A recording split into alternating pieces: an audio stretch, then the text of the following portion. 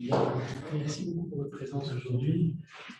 L'essentiel pour nous, et on a droit au but, d'avoir votre retour sur ce que vous percevez de la proposition qu'on a mis sur table. On a 3 sessions de travail avec le Conseil d'État, puisqu'on a saisi le Conseil d'État. Il y a beaucoup d'éléments importants. Nous avons 3 sessions de travail avec le Conseil d'État. Pour nous, ce qui est important de comprendre, c'est quels sont les axes d'amélioration qu'on peut piloter maintenant dans le travail parlementaire, et peut-être votre ressenti, vous qui avez une expérience empirique, au-delà de l'expérience théorique, sur le sujet de lanceur d'alerte, pour avoir votre regard sur le sujet.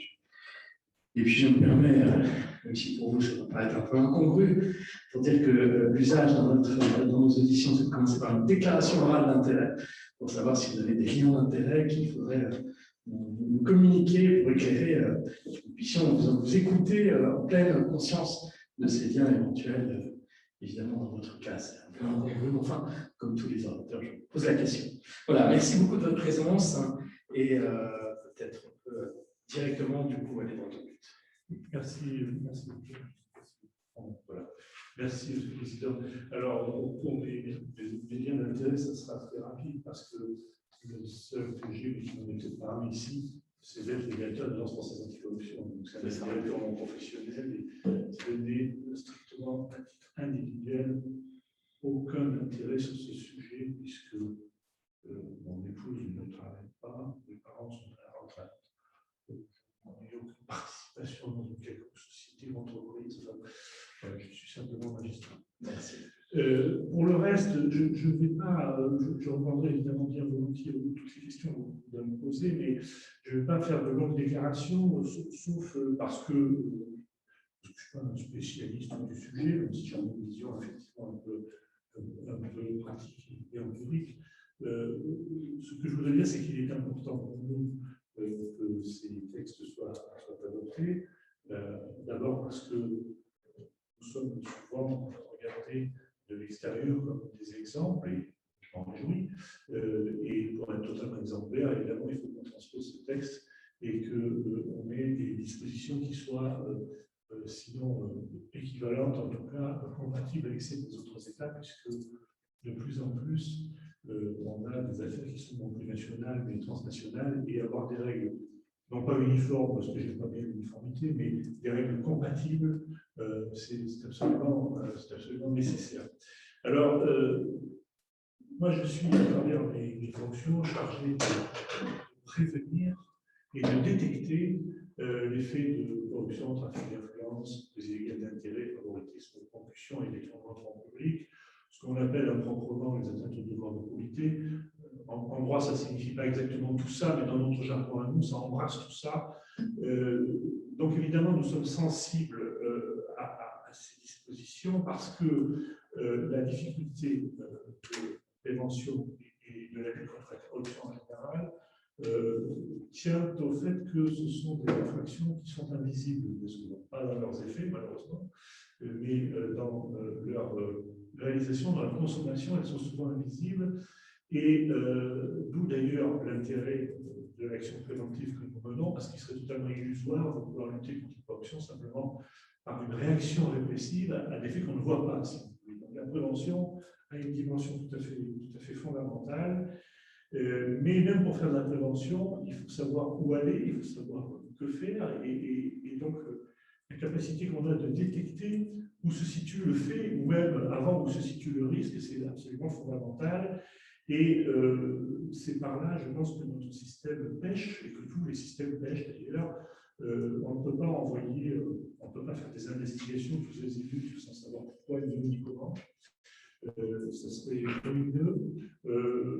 Il nous reste 2 modes de révélation de ce type d'infraction, c'est l'autodénonciation et l'alerte. Alors, l'autodénonciation, ça ne marche pas très bien pour l'instant, mais je n'ai pas perdu espoir de voir le dispositif marcher un jour. Je pense aux conventions judiciaires d'intérêt public, qui sont quand même un encouragement donné aux entreprises de venir, si vous me permettez cette expression, se confesser pour essayer d'obtenir une forme d'indulgence à travers une convention qui sera une sanction qui peut comporter des sanctions très lourdes, mais qui n'obérera pas son existence économique. Et puis, le troisième et dernier vecteur, c'est l'alerte. C'est l'alerte.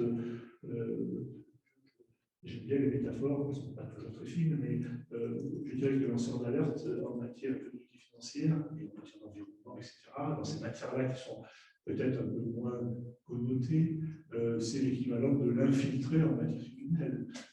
On essaie de l'infiltrer ou du repenti. C'est-à-dire qu'on essaie de faire rentrer des gens dans la maison ou d'en débaucher pour avoir de l'information sur ce qui se passe à l'intérieur. Et c'est exactement ce qu'il faut qu'on fasse dans ces domaines, des infractions économiques et financières, l'environnement, enfin, je pense que ça y a beaucoup d'autres choses, le droit de l'homme, etc. Donc on est évidemment très sensibilisé à cette question-là. On l'est d'autant plus que, comme vous le savez, la loi nous a chargé de veiller à l'existence et à l'efficacité des dispositifs d'alerte au sein des grandes entreprises qui sont assujetties aux dispositions de l'article 17 de la loi. Et donc, lorsque nous contrôlons ces grandes entreprises, nous vérifions de façon quasi systématique l'existence d'un dispositif d'alerte et surtout son bon usage. Parce que ça ne sert à rien d'avoir un dispositif d'alerte si il n'est pas utilisé. Donc, il faut une certaine publicité autour de sa mise en place. C'est d'ailleurs prévu par les textes, on va d'ailleurs parler des PIB, mais il faut que ces textes soient connus, que ces dispositifs soient connus. Et puis, il faut savoir aussi ce qui est fait de l'alerte, comme je l'ai indiqué tout à l'heure dans une discussion privée, pour pouvoir réagir, alors que ce soit une réaction simplement administrative, procédure disciplinaire le cas échéant, ce n'est pas forcément une poursuite pénale, c'est en tout cas l'occasion de s'interroger sur la pertinence de sa cartographie des risques, parce que quand on a une alerte nouvelle, c'est qu'on a une procédure quelque part qui a failli, et donc il faut réinterroger, comme on dit aujourd'hui, la cartographie des risques pour savoir s'il n'y a pas des procédures à mettre en place pour éviter que ça ne se reproduise. Donc c'est un système qui s'auto-alimente et qui est très important. Donc dans nos contrôles, nous vérifions si ça marche. Le constat que nous faisons, c'est que ça marche mieux dans les grandes entreprises qui sont assujetties à l'article 17 que sans doute dans les autres, mais nous ne les contrôlons pas. Mais ça marche aussi mieux que dans le secteur public, dans les administrations de l'État, dans les collectivités territoriales. D'abord parce que une grande majorité des collectivités territoriales sont toutes petites et sont de fait exclues de nos contrôles comme le seraient les petites entreprises. Et puis parce que, je le dis, je pense que l'existence d'une obligation écrite et de sanctions à la clé, ça peut aussi engendrer un changement de mentalité, un changement d'attitude. Et on voit bien d'ailleurs, dans le secteur public, que le travail que nous avons fait depuis 4-5 ans commence à porter ses fruits, puisque peut-être pas aller demander au maire d'une commune de l'habitant s'il y a un dispositif d'alerte ou un dispositif anticorruption, parce que on va être étonné, mais dans les grandes collectivités, dans les grandes communes, dans les départements, dans les régions, je pense que tout n'est pas parfait, mais les choses évoluent, et en tout cas, il n'y a plus de choc culturel. Quand on parle de ça, les gens sont très conscients de leurs obligations, et notamment les collectivités qui ont des services d'audit et d'inspection sont tout à fait lucides et ont bien compris la nécessité de le faire.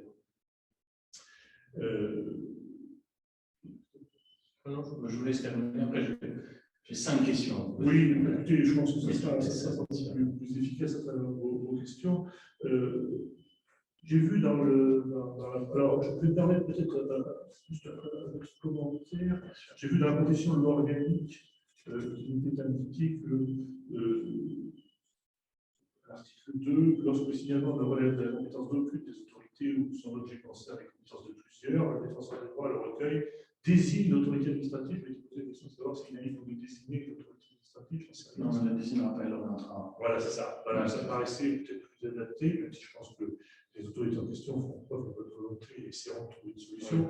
Peut-être, je peux me permettre cette remarque, peut-être serait-il utile de dire, alors, ce n'est pas forcément dans la loi organique, c'est peut-être dans la proposition de loi, peut-être de dire que lorsqu'une autorité renvoie le signalement vers un lanceur d'alerte, elle doit dans tous les cas indiquer quelle est l'autorité qui lui paraît compétente, si vous voulez, parce que je me mets à la place du défenseur des droits et risque de se retrouver, alors je rassemble des équipes, si vous décidez pour faire ça, qui seront qualifiées, mais ce n'est pas toujours simple de déterminer qui est en mesure de traiter l'alerte.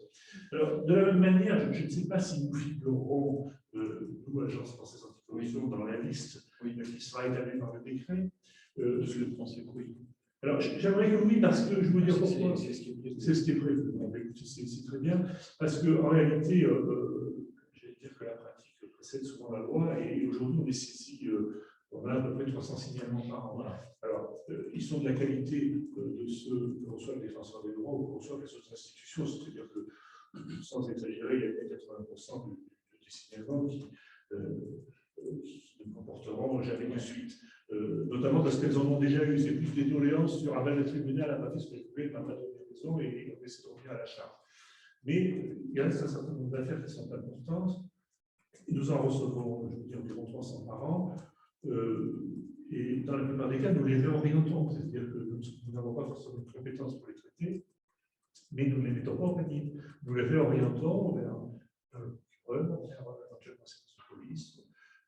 À charge après pour eux d'exploiter, ils l'entendent, mais on essaie de ne rien classer d'abord sans répondre et surtout sans avoir envisagé s'il y a des possibilités qu'il y ait une suite. Parce que ça aussi, c'est pas très bon en termes d'image. Et surtout, ça n'incite pas les gens à réitérer leur comportement s'ils ont l'impression que ça va directement au panier.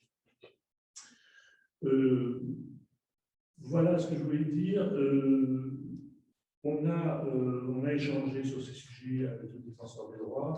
On avait d'ailleurs obligé de signer un protocole pour s'entendre sur la manière de traiter ces questions. Mais j'imagine que les textes vont régler les choses et qu'il n'y aura pas besoin d'un accord conventionnel entre nous. Tout ça sera, je pense, complètement réglé. Alors, je vous ferai simplement deux observations supplémentaires. Je m'interroge sur, alors j'ai dit peut-être une bêtise en disant ça, mais je m'interroge sur le fait de savoir s'il ne faudrait pas rapprocher ces questions-là des textes qui existent déjà en matière pénale, notamment sur la protection des témoins, parce que l'alerte, l'alerte, très bien, je pense que tout le monde est d'accord là-dessus. Nous sommes en train actuellement avec le Parquet national financier de réfléchir à la rédaction d'un article conjoint sur l'enquête interne, parce que l'alerte dans une entreprise sans enquête interne, ça ne mène à rien, ou pas à grand-chose. Il est important, je pense, que quelques règles soient posées pour que ces enquêtes internes qui relèvent de l'autorité du chef d'entreprise, qui ne paraissent pas devoir recevoir l'approbation de l'autorité publique, mais en revanche, il faut être vigilant sur le fait que ces enquêtes internes n'entraînent pas disparition des éléments de preuve, n'entraînent pas des atteintes à l'authenticité des témoignages, etc. Donc il faut quand même fixer quelques limites, si vous voulez. Et puis je me demande s'il ne faudrait pas rapprocher aussi tout ça du dispositif des repentis prévu par le code pénal, qui prévoit des atténuations ou des exemptions de peine lorsque certaines personnes poursuivies dénoncent à l'autorité judiciaire des faits et donc mettent un terme à l'infraction ou empêchent que l'infraction ne se poursuive ou soit réitérée, avec des régimes de protection qui sont vraiment globaux. Je me demande s'il ne faudrait pas s'inspirer de ça dans la matière, parce que les sujets me paraissent quand même très voisins, et que, à ce jour, la protection des lanceurs d'alerte, de ce que j'ai pu en voir, c'est surtout une assistance devant le Conseil des prud'hommes, mais j'allais dire tout ça est un peu tard. Et surtout, ce n'est pas suffisant, parce que si le lanceur d'alerte ne faisait que perdre son travail, j'allais dire que le mal serait moindre, mais il peut y perdre la vie, hein, il peut même perdre la vie dans certains cas. Je pense que ça mériterait peut-être qu'on s'interroge sur peut-être pas aller jusqu'à la rémunération de l'alerte, mais au moins un vrai soutien financier qui pourrait être accordé dans certains cas, dans des conditions qui pourraient être définies. Je crois que ce sera important parce que dénoncer les agissements de ceux pollue l'environnement dans des conditions absolument épouvantables, ça me paraît aussi dangereux que de dénoncer un trafiquant de drogue. Très bien, merci beaucoup. Alors, vous avez répondu à 2 des 5 questions. J'aimerais vous poser une question sur l'anonymat. Le profil type des personnes, des 300 personnes qui viennent nous voir. Prenons les cas sérieux, j'ai envie de dire, entre guillemets. Je vais permettre cette expression. Les cas de personnes qui découvrent réellement quelque chose, se tournent vers vous en disant bah, j'imagine que c'est vous qui pouvez être intéressé et vous amènent des documents. Est-ce que ce sont des personnes qui souhaitent l'anonymat? Est-ce que vous avez été confronté à ce profil? Est-ce qu'elles risquent de voir leur identité dévoilée? Est-ce qu'elles ont peur de cela? Ou est-ce que vous êtes plutôt en face de personnes qui prennent position, j'ai envie de dire, on va dire publique, mais enfin, voilà, comme lanceur d'alerte, en dévoilant leur identité? Quel est ce rapport à l'anonymat dans votre expérience des personnes qui viennent vous voir avec des documents voilà, en tout cas, alors, je suis désolé, je suis incapable de vous donner une réponse statistique. il y a quelques exemples peut-être. Mais dans de nombreux cas, sur les affaires sérieuses, en tout cas, les gens qui s'adressent à... Parce qu'on reçoit beaucoup de signalements, souvent anonymes d'ailleurs, d'administrés qui peut-être parfois règlent des comptes, d'ailleurs, c'est pas toujours très clair si vous voulez, mais qui dénoncent le comportement du maire ou de l'adjoint qui aurait vendu ci ou acheté ça, qui dénoncent en quelque sorte des prises illégales d'intérêt, des choses comme ça. Alors, je ne dis pas que ce soit imaginaire, hein, c'est généralement il y a quelque chose derrière tout ça, si vous voulez, pas tout le temps, mais ça peut arriver. En général, ces personnes, enfin souvent, ces personnes sont anonymes. C'est un courrier qu'on reçoit ou un mail qu'on reçoit, c'est généralement anonyme et donc ça ne se traduit pas par l'instauration d'une relation durable. Il faut y avoir un dialogue, un échange, si vous voulez, d'informations. D'ailleurs, pour tout vous dire, on est un peu gêné à cet égard parce que nous avons un nom qui, si je peux dire, qui fait peur et qui va au-delà de ce qu'est la réalité de l'émission, puisque dès lors que nous avons le sentiment que des faits ont été consommés, alors évidemment, ça ne nous interdit pas d'aller faire un contrôle administratif des procédures, si vous voulez, mais ça sent quand même, si vous me permettez l'expression, le pénal, et donc ça relève davantage de la compétence du procureur. Et en général, ce que nous faisons, c'est que nous transmettons ces signalements au procureur de la République localement compétent. Et par expérience, je crois savoir, enfin je pense que dans la plupart des cas, les procureurs en question ont déjà eu un signalement et que, n'ayant rien fait ou ayant classé, les gens se tournent vers nous. D'où l'intérêt, si vous voulez, d'avoir des procédures qui soient très claires, très bien définies et un peu centralisées, parce que je pense qu'une même personne peut signaler la même chose à 4 ou 5 personnes différentes et une déperdition d'énergie qui est assez forte. On a en revanche d'autres cas, je pense notamment à un cas qui me paraît plus sérieux, où la personne a essayé en interne de faire entendre sa voix, et elle s'est d'abord heurtée à des inerties, puis à une forme de représailles. Et là, si vous voulez, cette personne est voir un visage découvert, si je puis dire, parce que de toute façon, l'entreprise concernée par sa dénonciation l'aurait immédiatement identifié. Mais ça suppose une certaine détermination, un certain engagement qu'on ne peut pas attendre de tout le monde. Je crois qu'il est important, en effet, qu'on puisse faire ces alertes. Ce que je crois qu'il ne faut pas faire, c'est instaurer un dispositif qui interdirait l'anonymat. Parce que sinon, on va tarir la source. Oui. Alors, si la personne est anonyme, elle n'a pas de sanction, parce qu'elle reste dans l'anonymat. Ce n'est pas la protection de lanceur d'alerte, il s'agit de quelqu'un qui révèle quelqu'un qui envoie un dossier par la poste, on donne une trace, une adresse. Il n'y a pas lieu de penser qu'il soit victime de représailles. En revanche, dès lors, effectivement, qu'il va à visage découvert vers vous. Vous protégez son identité, c'est-à-dire vous ne diffusez pas son identité. Nous, la première chose que nous faisons, c'est que lorsque nous sommes dans ce cas de figure, c'est que nous informons la personne des dispositions qui existent actuellement dans la loi, et nous l'orientons immédiatement vers le défenseur des droits pour qu'il puisse bénéficier du statut. C'est ça. On commence toujours par ça, parce qu'on leur explique que s'ils s'engagent dans la démarche sans avoir respecté ce préalable, ils ne pourront plus ensuite revendiquer le bénéfice du statut. Oui, alors, il y en a qui vous disent, mais moi, ça ne m'intéresse pas, les lanceurs d'alerte, moi, j'ai des choses à vous dire, je vais vous les dire, et puis je répondrai à... Et ça en reste là, dans ce cas-là. Et à ce moment-là, ça reste là. Parce que la personne elle-même, si vous voulez, d'une certaine façon, s'affranchit du dispositif. Donc, il n'est pas anonyme vis-à-vis de vous, mais il souhaite que ça s'arrête là. Il est juste convoyeur de cette information, à vous de gérer. Voilà. Et ni n'en parlera en public, ni ne compte alerter la presse, ni. Et ça, ce sont des cas relativement fréquents. Et vous faites protéger son identité. À nous, absolument. Bien sûr. Et si vous voulez, c'est la raison pour laquelle je vous disais qu'il me paraissait important qu'on soit dans la liste. Non pas que je veuille absolument participer à ce travail-là, mais simplement parce que si nous n'y étions pas, nous recevrions de la même façon les alertes et nous serions amenés à orienter ce que nous sommes aujourd'hui. Bien sûr.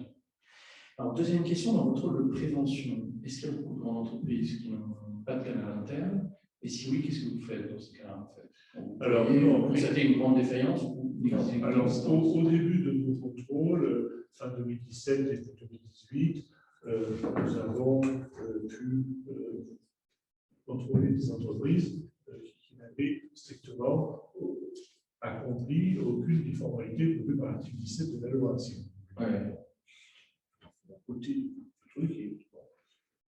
Aujourd'hui, ça n'existe plus.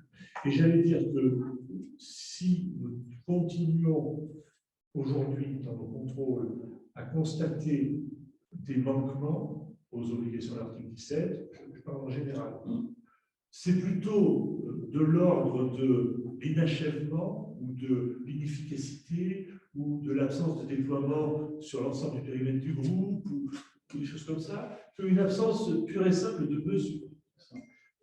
Toutes les entreprises aujourd'hui ont à peu près les mesures prévues par la loi. Plus ou moins bien mises en place, plus ou moins appliquées, mais les autres. Les 8 mesures, c'est celle. Alors, la 8 mesures, ce sont les exigences de l'article 17, c'est-à-dire établir une cartographie des risques, mettre en place un code de conduite, un régime disciplinaire, un système d'alerte, etc. Quant au système d'alerte, plus particulièrement, ça fait assez peu partie des manquements que nous constatons, parce que ce sont des mesures qui ne sont pas forcément faciles à faire vivre, à mettre en œuvre, sont faciles à mettre en place. Mettre en place un dispositif d'alerte et diffuser son existence au sein du groupe, le cas échéant d'ailleurs à ses clients ou à ses fournisseurs, etc. Bon, ça demande évidemment un travail, ça demande un engagement du dirigeant, mais c'est quelque chose d'assez simple à faire techniquement. On a des mesures, aujourd'hui, les constats de manquement que nous faisons, c'est plutôt sur l'évaluation des tiers, c'est plutôt sur les contrôles comptables, etc. Parce que là, c'est beaucoup plus technique. Et si vous voulez,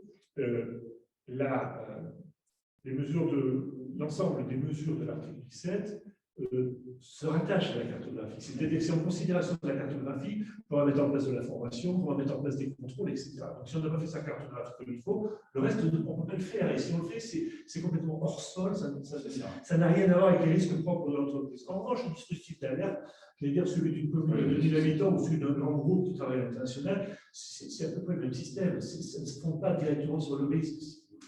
Donc la sanction pour vous, pour absence de canal interne. Alors la sanction pour nous, c'est... Parce qu'en réalité, n'importe quel représentant de personnel ou salarié peut aller voir un juge en disant que l'entreprise a un manquement pour la mise en place de ce canal si ce canal n'existe pas, comme si elle n'organise pas les élections de représentants du personnel, et obtenir directement du juge une sous l'astreinte mise en place. Oui, sauf que les obligations que vous énoncez, ça constitue des infractions pénales qui peuvent être sanctionnées par tribunal correctionnel, alors que les manquements au devoir de conformité de l'article 17 de la loi, ça constitue des infractions, enfin, des fautes administratives qui relèvent du pouvoir de sanction de notre commission, la commission des sanctions de l'agence.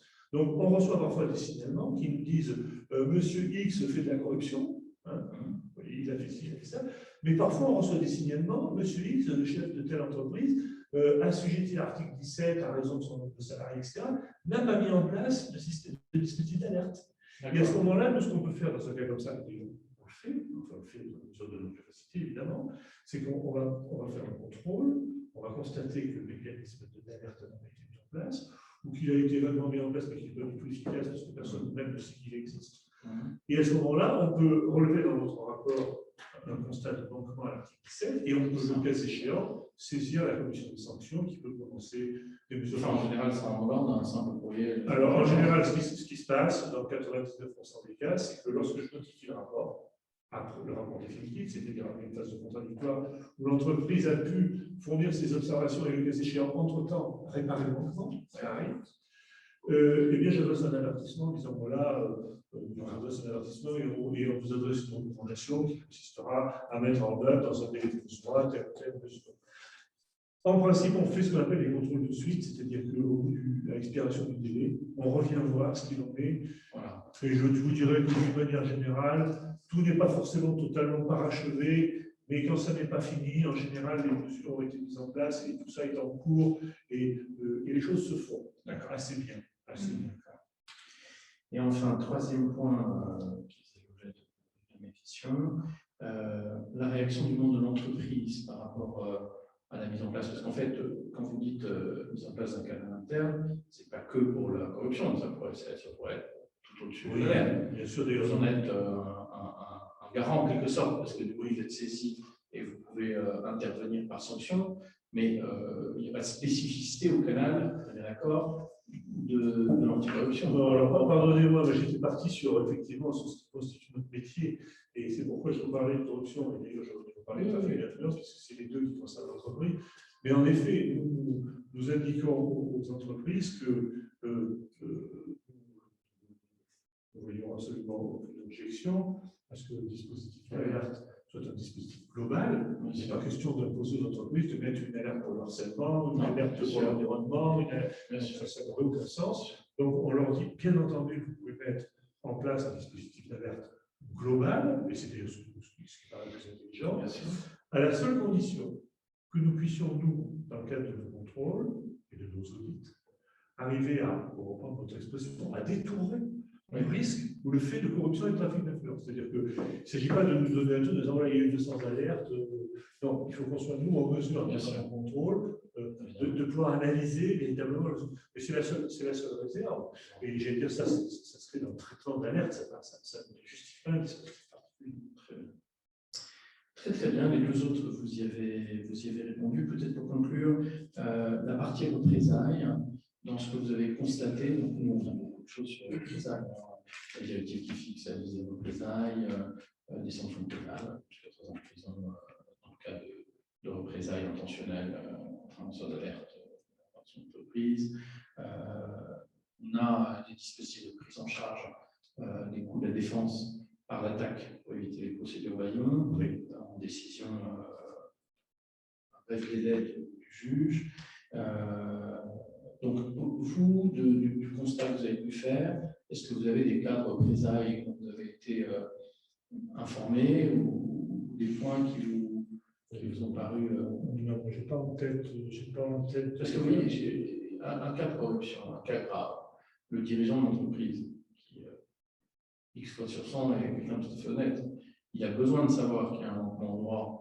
Son acheteur qui est corrompu, son directeur des opérations qui balance des kilos de mercure il est quand même rare que ce soit un dirigeant d'entreprise qui intentionnellement organise les choses. Ça peut l'être, mais enfin, en tout cas, il y a intérêt à avoir un canal performant, un canal interne performant et des dispositions performantes.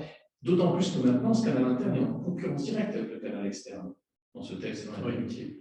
Et donc, du coup, il a intérêt à capter le maximum possible les alertes, être concluant, être inspiré confiance, être une réalité, parce qu'on ne peut pas inspirer confiance en trahissant derrière, avoir un gage d'efficacité, donc il a intérêt à monter un canal performant. Je suis tout à fait d'accord avec vous. Je suis absolument d'accord avec vous. C'est d'ailleurs ce qu'on essaie d'expliquer aux entreprises qui parfois vivent encore ça comme une espèce de modalité de délation, de concession. Moi, je leur dis, mais attendez, quand on a la conscience tranquille, et qu'on a envie que sa maison marche bien, on est le premier intéressé dans ce genre de choses. Et c'est un instrument de bonne gestion. Moi, il m'est arrivé dans ma petite maison d'avoir des choses, alors pas de corruption déversement de mercure, mais des petites choses qui se sont passées que j'aurais bien aimé connaître. Plutôt qu'elles me reviennent par l'extérieur. Parce que d'abord, ça porte atteinte à l'image de votre entreprise. Et puis, parce que plus on est informé tôt, plus on peut prendre les mesures qui s'imposent, souvent d'ailleurs avec une douleur moindre, parce que revoir des procédures, parce qu'on se rend compte qu'une seule personne a les mains partout sur un dossier, que forcément, ça peut la conduire à faire des choses qu'il ne faudrait pas faire. Donc, je suis absolument d'accord avec vous, mais c'est tout le problème, c'est toute la question de la prévention qui suppose une adhésion des acteurs. On ne fait pas de prévention malgré et contre les gens, on fait de la prévention avec les gens qui veulent en faire. Et donc, il est très important d'opérer ce changement culturel. Je me souviens, il y a quelques années, j'avais participé à une conférence. Je crois que c'était au Danemark, et il y avait encore des réactions type c'est du chien. Et l'histoire justifiait tout. Non, je crois qu'aujourd'hui, ça c'est un peu derrière nous. Vous voyez changement culturel. Ah oui. Oui. Bon, bah, écoutez, monsieur le directeur, merci. Merci d'avoir été présent. Si vous avez des remarques dans le fil des débats parlementaires, vous avez nos coordonnées, donc n'hésitez pas à les envoyer. Je ne sais pas si vous de le faire, mais on avait quelques petites notes sur. Ah, bah parfait. Dans la perspective, alors qui date un peu, dans la perspective de la transmission de la directive. Très bien. C'est tout à fait modeste, mais peut-être des informations. Parfait, merci beaucoup, on lira avec attention. Oui, il n'y a rien d'extraordinaire dedans, mais c'était un peu par rapport à nos initiatives et à nos constats. Parfait.